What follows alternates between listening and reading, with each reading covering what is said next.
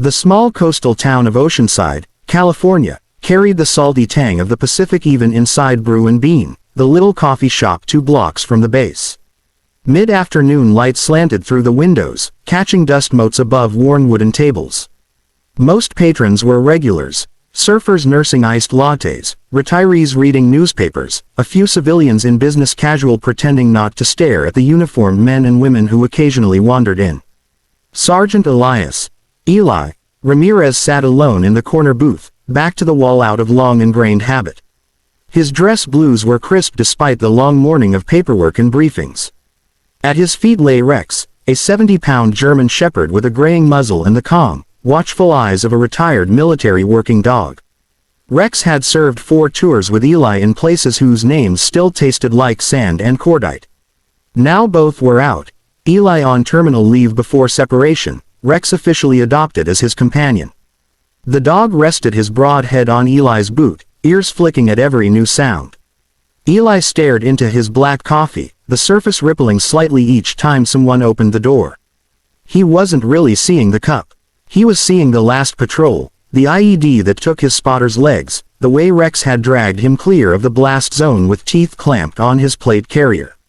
Medals came later, but the nightmares arrived first and stayed longer. The bell above the door chimed again. A small figure hesitated on the threshold. She looked about 9, maybe 10, dark hair pulled into uneven pigtails, wearing a faded purple hoodie 2 sizes too big and jeans with glittery patches sewn over the knees. Her left leg ended just below the knee, a simple prosthetic peeked from the cuff, scuffed pink sneaker on the end. She clutched a small notebook to her chest like armor. The cafe was nearly full. Only a few empty chairs remained, most of them at occupied tables. Conversations dipped as heads turned, the instinctive glance people give to someone who stands out. A woman near the counter whispered to her friend. A teenage boy snickered behind his phone. The girl scanned the room, cheeks flushing. Then her gaze settled on Eli and Rex. She took a careful step forward, prosthetic clicking faintly against the tile. Another step. The room seemed to quiet further, as though everyone sensed something fragile about to happen. When she reached the booth, she stopped. Rex lifted his head, ears pricked, but didn't growl.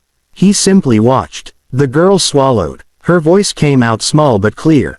Darf, hier, sitzen. She froze, realizing she'd spoken German, the language her mother still used at home. Her face went scarlet. She switched quickly. I mean, may I sit here? Please. Eli blinked, pulled from his thoughts.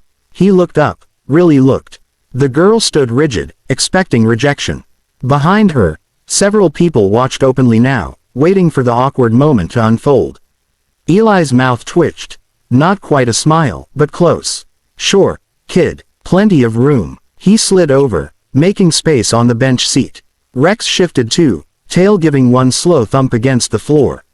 The girl hesitated only a second longer, then climbed up carefully, prosthetic leg swinging a little awkwardly. She set her notebook on the table and folded her hands in her lap. Thank you, she whispered. Eli nodded. What's your name? Lena. Nice to meet you, Lena. I'm Eli. This is Rex. Lena's eyes widened at the dog. He's really big. He's a good boy. Used to be in the Marines with me. Lena stared at Rex with something like awe. Like fighting Marines. More like finding bad things before they found us. Explosives, mostly. Saved my life more than once. Lena reached out tentatively. Rex leaned forward just enough for her fingers to brush his ear. The dog huffed softly, content. The cafe slowly resumed its normal hum, though eyes still flicked their way. Lena opened her notebook. Inside were pencil drawings, some rough, some surprisingly detailed. A tank, a helicopter, a soldier with a dog beside him. One page showed a little girl with one leg standing next to a big dog, both looking at fireworks. You draw these? Eli asked. She nodded, shy. I like soldiers. And dogs. My dad was. He was in the army. Before. Eli felt the word, was, land like a stone. He knew that tone. Was he deployed a lot? Afghanistan. Twice. Lena traced the outline of a helmet with her fingertip. He didn't come back the second time. The booth felt smaller suddenly. Eli took a slow breath. I'm sorry, Lena. She shrugged. the way kids do when they've said the words too many times. Mom says he was brave. Rex looks brave too. Rex is the bravest, Eli said. He never left my side, even when everything went loud. Lena looked at Rex again. Can I pet him more? Go ahead. He's off duty now. Her small hand sank into the thick fur behind Rex's ears. The dog closed his eyes, leaning into the touch. For the first time in months, Eli felt the knot in his chest loosen a fraction. They sat in companionable quiet for a while. Lena sketched while Eli sipped coffee he no longer tasted like bitterness. She drew Rex next, adding careful stripes on his harness, then added Eli beside him, tall, serious, but with a tiny smile. A man at the next table cleared his throat loudly. Hey, Marine, he called, smirking. You running a daycare now? Kids taking up space. Several heads turned again. The man's friends chuckled. Eli didn't look over. He kept his voice level. She's sitting with me. Problem. The man snorted. Just saying. Some of us want to enjoy our coffee without a sob story. Lena's pencil stopped. Her shoulders hunched. Eli felt something hot rise in his throat. Not anger exactly, but close. He turned slowly. Sir, he said, calm enough to sound dangerous, this young lady lost her father serving this country. Rex here lost part of his hearing doing the same. If that bothers you, the door's right there. The man opened his mouth, closed it. His friends suddenly found their phones fascinating. The cafe went quiet again, but this time the silence felt different, respectful. Lena whispered, you didn't have to. Yeah, I did. She looked up at him, eyes shining. My dad used to say, people show who they are when no one's watching. But sometimes they show it when someone little is watching too. Eli swallowed hard. Your dad was right. Lena went back to drawing. After a minute she slid the notebook toward him.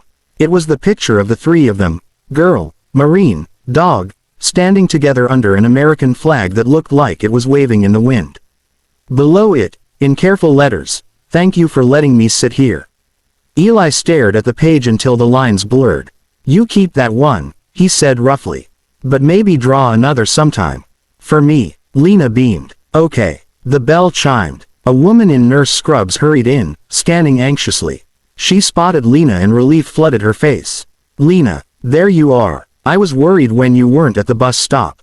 Lena slid down carefully. Mom, this is Eli. And Rex. They let me sit with them. The woman, mid-30s, tired eyes, same dark hair as her daughter, approached slowly. She saw the uniform, the dog, the notebook still open on the table. Thank you, she said quietly. She doesn't usually talk to strangers. But she loves dogs, and people in uniform.